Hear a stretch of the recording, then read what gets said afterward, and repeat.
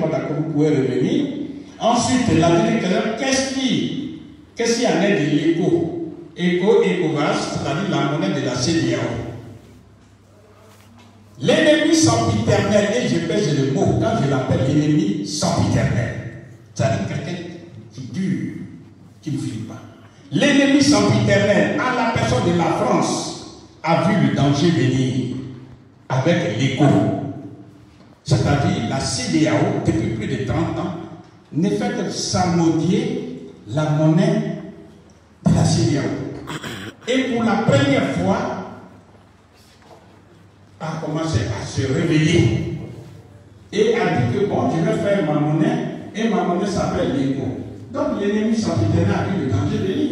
Parce que si on fait l'éco, ça veut dire que le franc des colonies françaises d'Afrique, dont la France se nourrit, va disparaître. Puisque je vous ai dit, ça permet à la France de s'enrichir sans cause. Est-ce que vous voulez que je répète ça encore?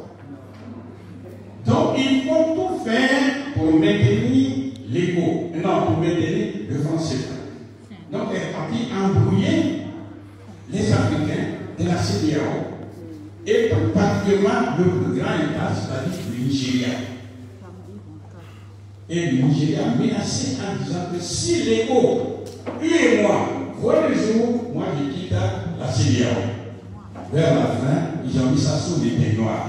Mais mieux, ils ont dit, ça sera fait en 2027. Une façon de dire que c'est fini. Nous avons réussi notre coup, puisque l'éco ne verra pas le jour maintenant. Et pour y parvenir, la France applique ce qu'on appelle la politique du troisième homme. C'est quoi la politique du troisième homme? Le premier homme envahisseur, dans ce cas précis, c'est la France. Le deuxième homme qui sera envahi, ce sont les millions d'Africains. Mais pour y parvenir, il faut un troisième homme qui va appuyer sur la gâchette, mais qu'on va voir. Ce troisième homme, c'est une petite poignée d'Africains. Et ceci sur tous les plans, y compris sur le plan intellectuel. Est-ce que vous me suivez? Donc, oui, vous n'avez pas compris. Le troisième homme, vous n'avez pas compris. Je vais vous donner un exemple. Non, laissez-le, je connais un peu ça. Je vais le dire. Prenez des exemples sur tous les présidents africains qui ont été tués. Vous me suivez? Vous savez que les différents présidents africains qui ont été tués par la France. Je vais vous prendre tout récemment celui, bon, Sylvanus Olympio. N'est-ce pas? À moins que vous faites preuve de naïveté, mais c'est que tout le monde le sait. Qui a appuyé sur la gâchette? Il y a des Togolais ici au Canada, c'est ça. Qui a appuyé sur la gâchette? Que les Africains disent que c'est celui-là qui a appuyé sur Sylvanus Olympio. Vous ne le savez pas? Bon, c'est un Togolais. Pour ménager des susceptibilités, c'est un Togolais.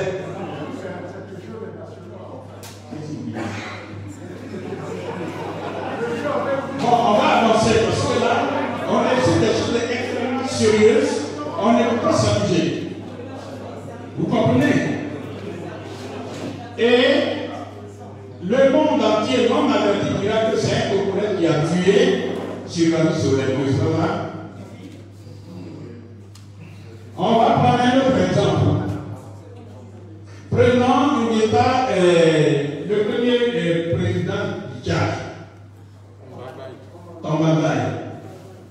Il a été tué dans son palais. Il est mort. Il a été enterré. Vous êtes d'accord? Mais ça avec la complicité de qui? C'est la France qui l'a fait. Mais avec la complicité de qui? Des Tchadiens. Vous voulez que je multiplie des exemples comme ça?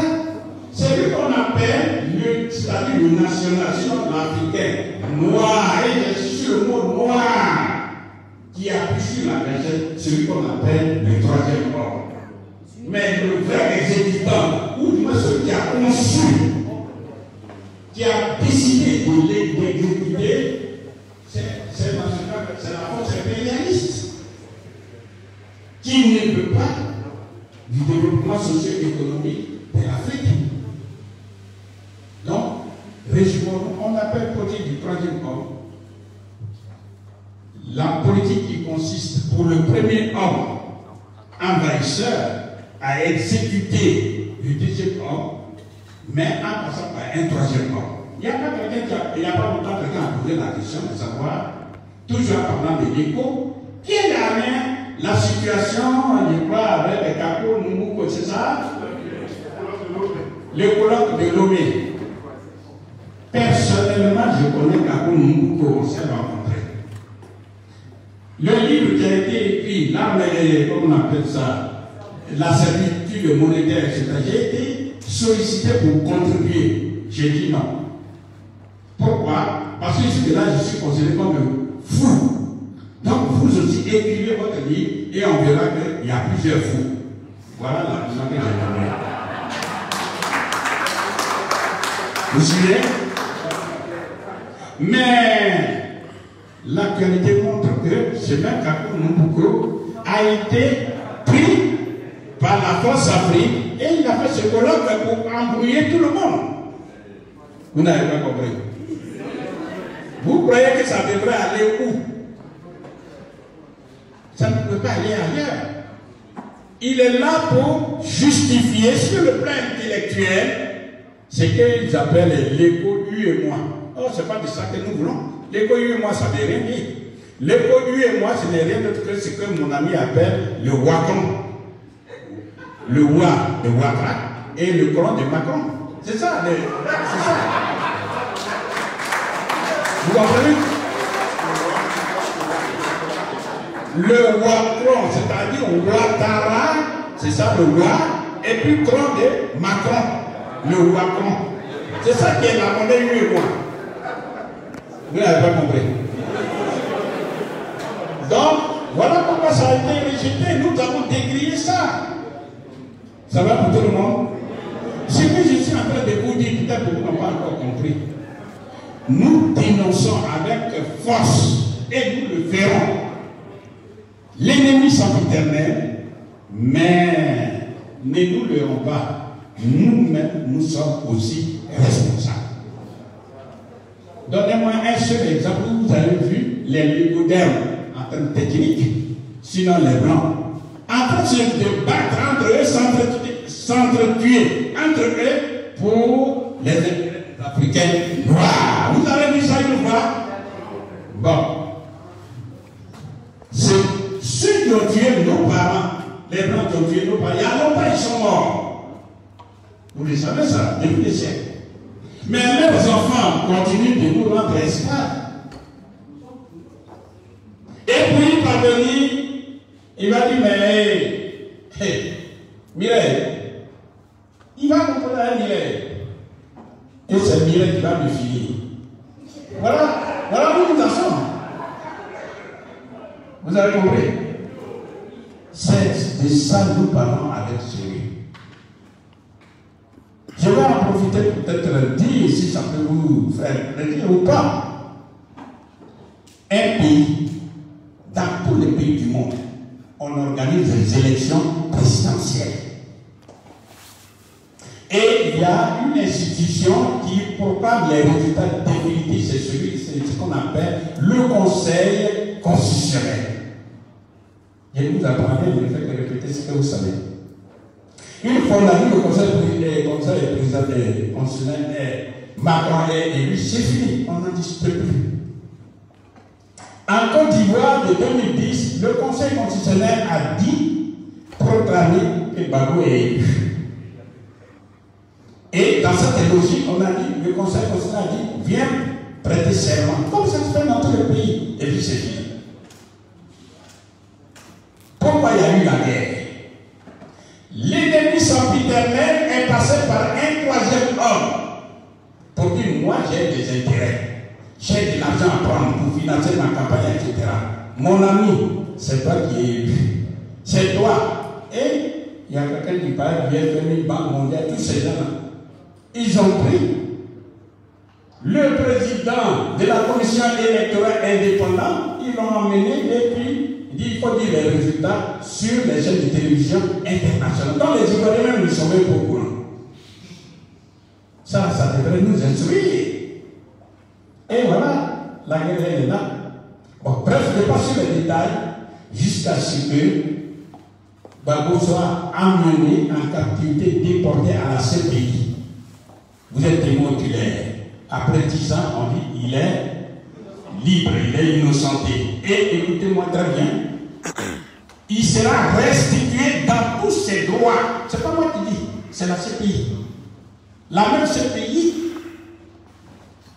qui dit de dire à Ouattara, et Ouattara répète, Gbagbo sera restitué dans tous ses droits. Mais quel est le premier droit de Gbagbo? Il était où? Il était président. Est-ce que vous et moi, parce que souvent il y en a, ils ne vont pas voir, hein?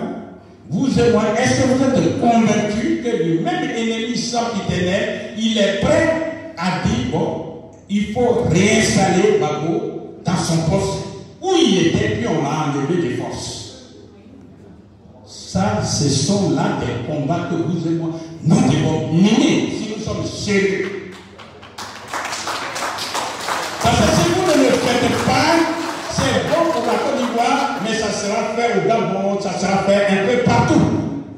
Et le troisième homme, remarquez très bien, que ce soit au Gabon, que ce soit en Côte d'Ivoire, que ce soit partout, on va prendre quelqu'un qui n'est même pas natif, sinon ce qu'on appelle national d'origine, c'est celui-là qu'on va mettre des forces et c'est celui-là qui sera impitoyable pour les citoyens qui dirigent. Vous n'avez pas compris. Bon. Donc, le problème de fond, c'est que vous qui êtes dans la diaspora, c'est vous qui devez maintenant prendre sur vous la responsabilité d'un véritable éveil de conscience. Parce que vous et moi, là, nous ne nous rendons pas compte, mais nous sommes en esclavage. Vous ne vous rendez pas compte peut-être. Parce que tout est en Afrique. La vie, la vraie vie se trouve en Afrique. Ça n'a rien à voir avec les Toudis où nous sommes ici. Vous êtes dans un studio, vous payez 800 €, 2000 €, etc. Ça n'a rien à voir. Si vous payez dans un pays africain 1000 € des loyers, 1000 € là-bas, ça fait 656 000 francs CFA. C'est que vous êtes un roi. En fait, c'est un grand domaine. On est bien d'accord. Donc la vie, la vraie vie, c'est tout en Afrique. Or, le premier producteur de l'UCCT, c'est l'être humain. En organisant ce qui se passe en Afrique et en favorisant l'exode des populations africaines, eh bien, ces Africains-là, ils viennent maintenant en exil volontaire, en esclavage volontaire. C'est ça. Il faut contribuer à l'éveil de conscience. Pour que, quand l'éveil de conscience va atteindre un certain seuil critique, alors là, l'Afrique va renaître de ses cendres actuelles. Je prends un exemple. Avant la prise de pouvoir par Mao et ses amis, avant 1949, les Chinois étaient moins de 500 millions de personnes et ils mouraient de faim. Ils mouraient de faim, ils mangeaient même de la chair humaine. Quand Mao et ses amis ont pris le pouvoir, ont mené une guerre de libération nationale et qu'ils ont remporté les Tchankadji sont partis dans d'autres partis, etc. Aujourd'hui où je vous parle, la Chine, au minimum, j'insiste sur le mot minimum, c'est 1,3 milliard de personnes, sinon près de 1,4 milliard.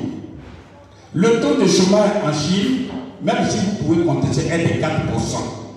Mais il y a une réalité objective que vous et moi, nous ne pouvons pas nier. À tout moment, c'est ce que nous faisons. Donc, je vais continuer Alors, il parle, je crois, des instructions, c'est ça? Les recommandations ne vont être